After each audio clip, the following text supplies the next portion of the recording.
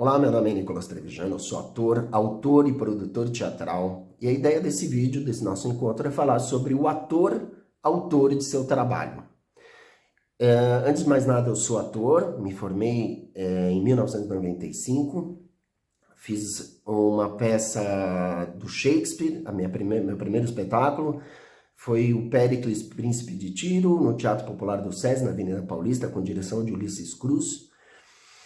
E com o passar dos anos, trabalhando como ator, eu senti a necessidade de produzir, de chegar até um texto original, uma ideia, porque eu tinha muitas ideias, mas não sabia como concebê-las, como colocá-las em prática. E aos poucos, a minha primeira produção, a minha empresa Argos Produções Artísticas, abri essa empresa e entrei. A primeira coisa foi me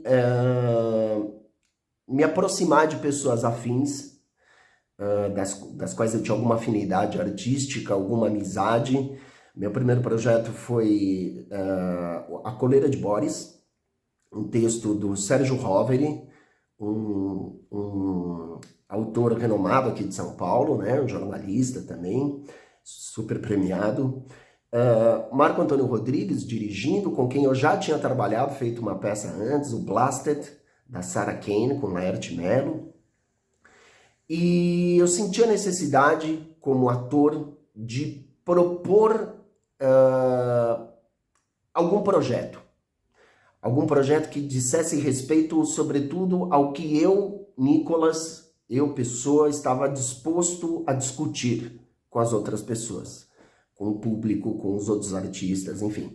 A Coleira de Boris é um texto que não foi encomendado, é um texto que eu estava querendo montar alguma coisa. Quando eu conversei com o Sérgio, ele falou: Nicolas, eu tenho esse texto, ele está começado, não está finalizado.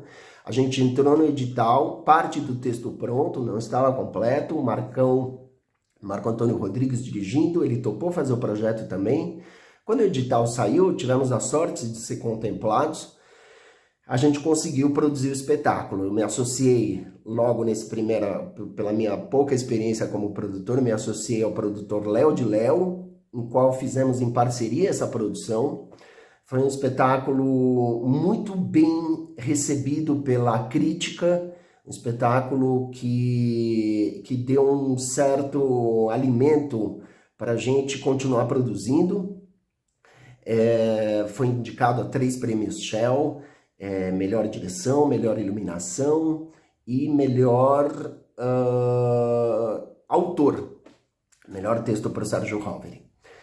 Logo na sequência foi um espetáculo que eu fiz com o Rafael Losso, um ator amigo meu, querido, e era a viabilidade de produzir alguma coisa no começo, até hoje eu sinto isso, era uma coisa que não podia ser um espetáculo grandioso, não ia conseguir produzir um espetáculo com muita gente. A ideia de simplificar a quantidade de pessoas ou de reduzir a quantidade de pessoas apareceu mais por uma necessidade de tornar isso viável financeiramente e também tornar viável isso na prática.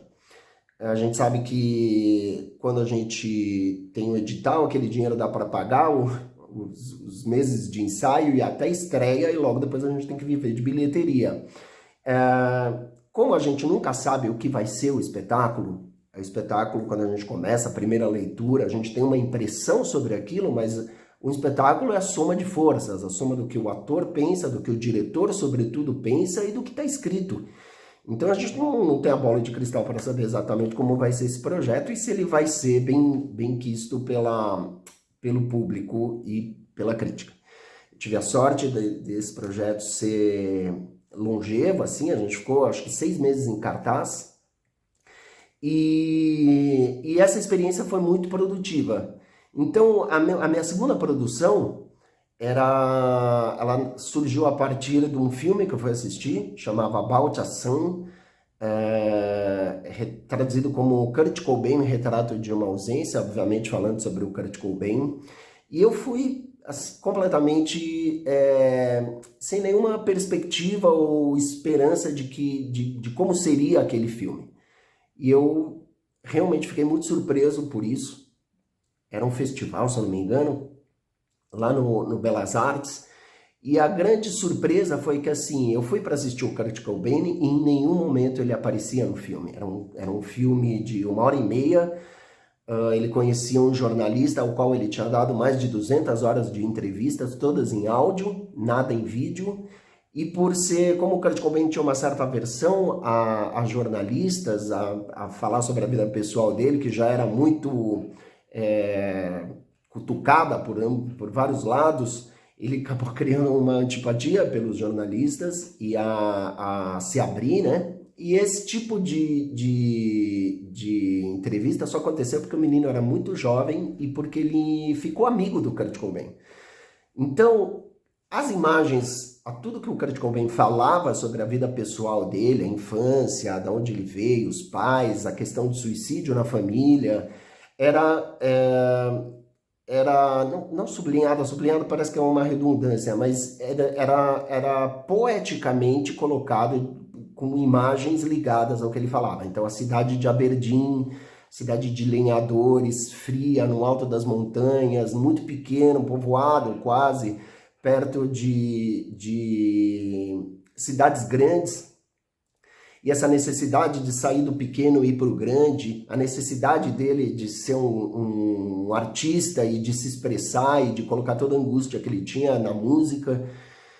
E engraçado, porque assim, à medida que eu fui entrando na vida do Kurt Cobain com informações, li uma biografia dele, eu fui me apaixonando ainda mais por contar essa história, não sobretudo pela personagem, que é uma personagem, não é uma personagem, porque é uma pessoa que existiu, mas uma pessoa muito frágil e muito dolorida, muito doída, a ponto dele, obviamente, ter cometido o suicídio da forma trágica que aconteceu. Então, eu tinha ideia de fazer um espetáculo sobre ele, mas não sabia exatamente como. Eu sou muito amigo do José Roberto Jardim, diretor. Na época, ele não era diretor, ele era ator.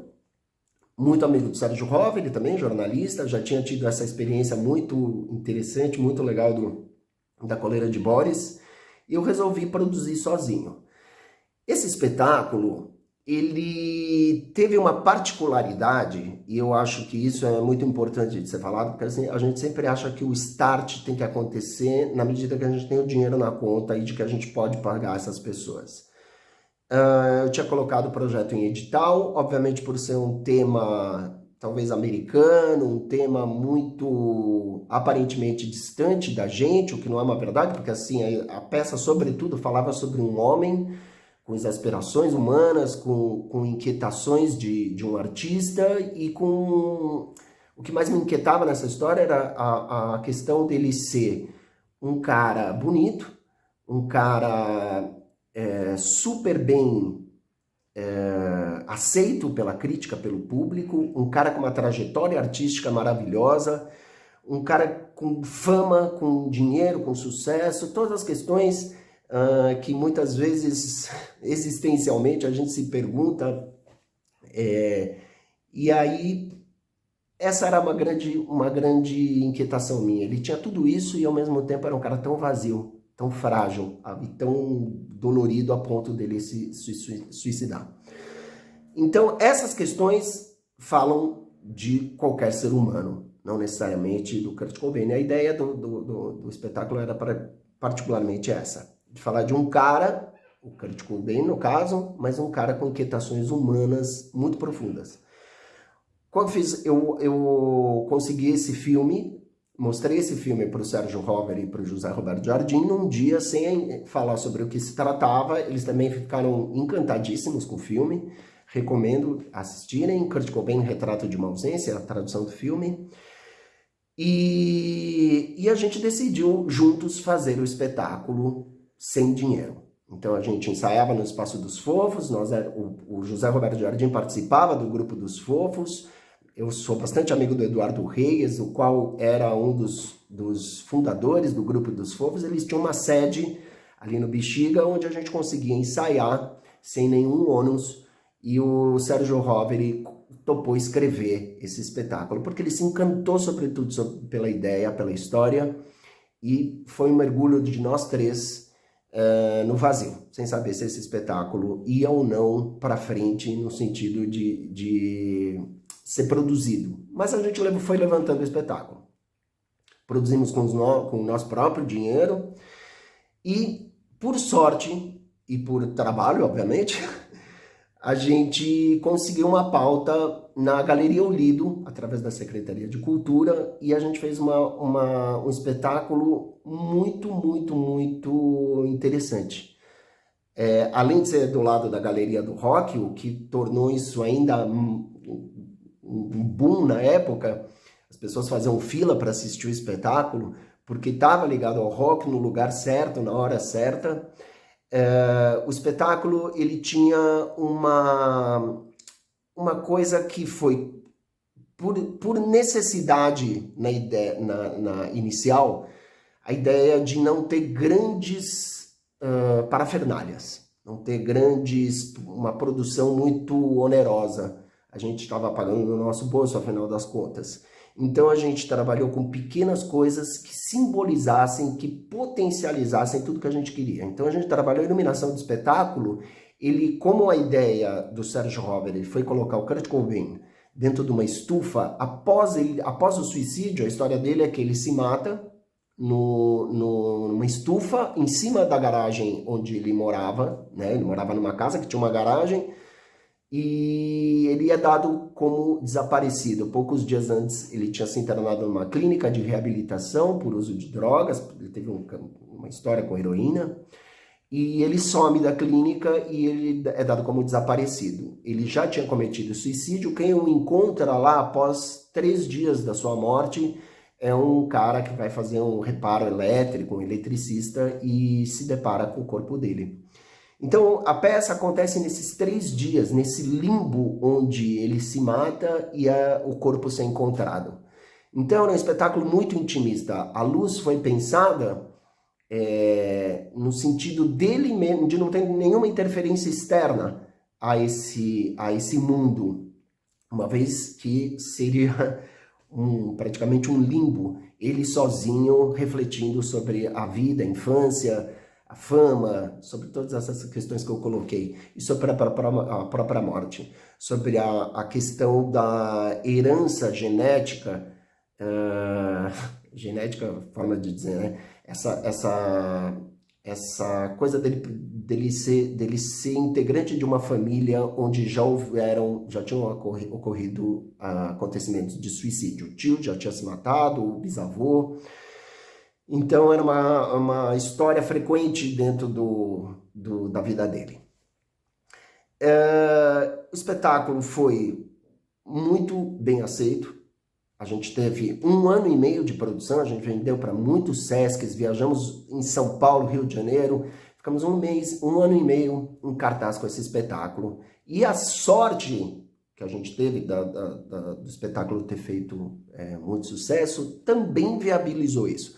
Mas isso, veja bem, a gente fez um espetáculo que teve renda para 1 ano e meio para nós 3, para o Sérgio, para mim e para o José Roberto, a partir de um salto no escuro. A gente não sabia o que ia ser e se ia ser.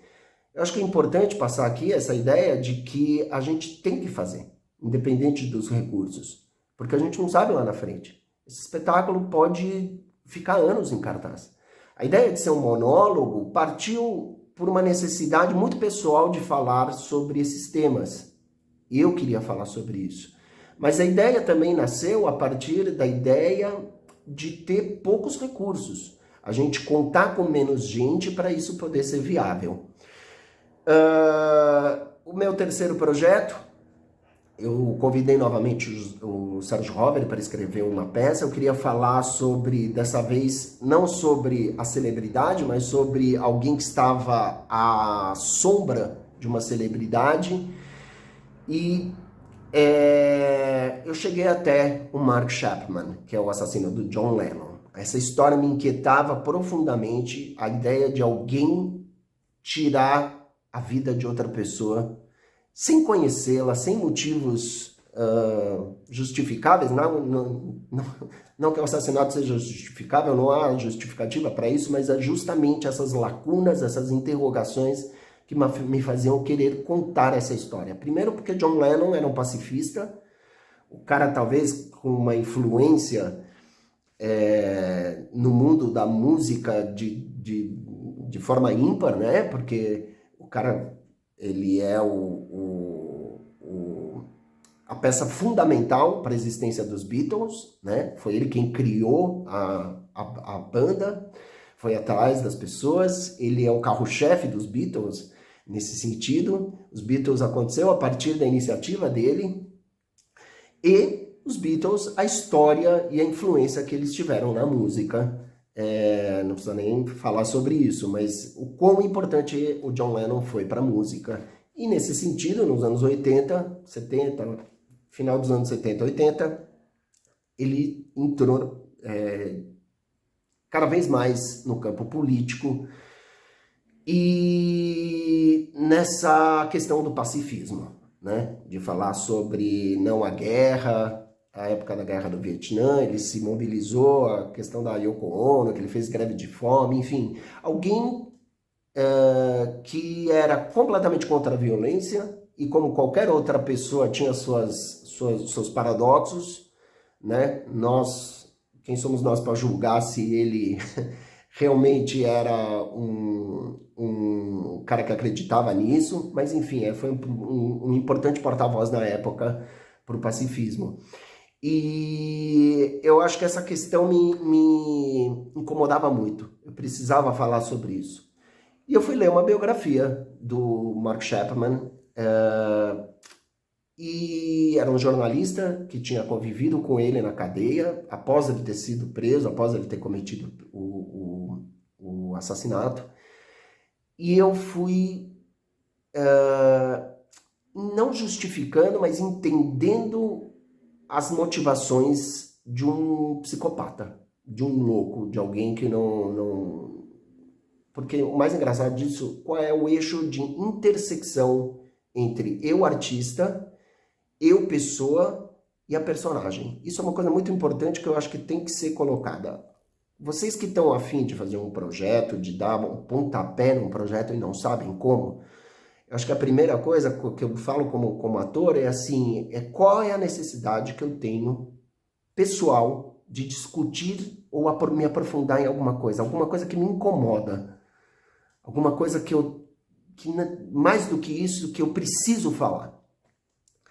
E eu precisava falar disso. Precisava de falar sobre violência, sobre uma violência injustificável. Então cheguei até esse espetáculo. Esse espetáculo, eu convidei o Sérgio Roveri para escrever. Ele estava muito atarefado, com muitas coisas para fazer. E infelizmente ele não pôde escrever a peça. Mas eu acho que essa tem que ser uma premissa para cada um de vocês, para nós artistas, as dificuldades têm que nos motivar.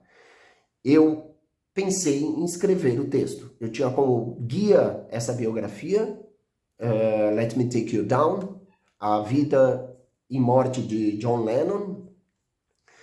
E eu pensei exatamente isso. Ser o Mark Chapman e contar essa história pelo ponto de vista dele nos 3 dias que antecedem o assassinato.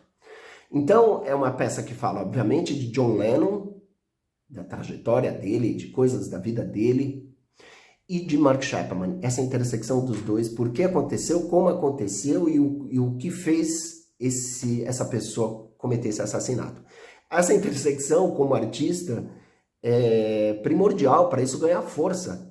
Eu preciso ter força de querer contar essa história. Essa força me motivou a querer escrever essa peça, porque eu queria fazer o espetáculo, mas eu não tinha o espetáculo. Então eu falei, por que não escrever? Eu sentei no computador, por algum tempo eu tive muita dificuldade. Vinham ideias desconexas que eu acho que foram superadas pela necessidade, pelo prazer que eu encontrei de escrever. A gente acaba descobrindo prazer quando a gente para de ter medo e se joga de cabeça naquilo. Então, nesse sentido, eu tive um espetáculo de 2 horas e convidei o Marco Antônio Pâmio, também amigo meu, diretor premiadíssimo aqui de São Paulo, E ele topou. Era um monólogo, ele dirigindo e um texto meu. Era um salto no escuro para todos, a gente não tinha edital, não tinha dinheiro, só tinha a ideia de fazer o espetáculo. Mais uma vez, tivemos a sorte de ser contemplados no edital e o espetáculo pôde vir a acontecer com todo mundo recebendo um salário. Mas, de qualquer forma, eu, se não tivesse saído o dinheiro, ia fazer esse espetáculo de qualquer jeito. Eu ia me dirigir, se fosse a última alternativa, mas eu queria muito falar sobre isso. Então, a dica que eu posso dar para vocês é que, assim, se vocês não têm o texto, sentem no computador e tentem escrever alguma coisa que vocês precisam falar, que é uma discussão muito pessoal, enquanto pessoas, mais do que, sobretudo, como artistas, porque, em primeiro lugar, essa é uma inquietação humana. O que reverbera na nossa profissão é aquilo que a gente sente, é aquilo que a gente pensa, e isso que nos motiva a atuar, escrever, produzir. Então, quando eu tive o texto pronto, eu mostrei para o Marco Antônio Pâmio, primeiramente mostrei para minha esposa, ela leu, ela fez algumas observações, eu percebi que o texto ele era um pouco... tinha muita informação. Eu comecei a limar essa parte difícil de fazer, mas é uma parte importante, que é trazer síntese ao espetáculo. Então, a primeira coisa que eu posso dizer para vocês é identificar quem é essa pessoa. O que ela quer, para onde ela vai, qual é o desejo a necessidade supra dela. E em cima disso, ir lapidando o texto.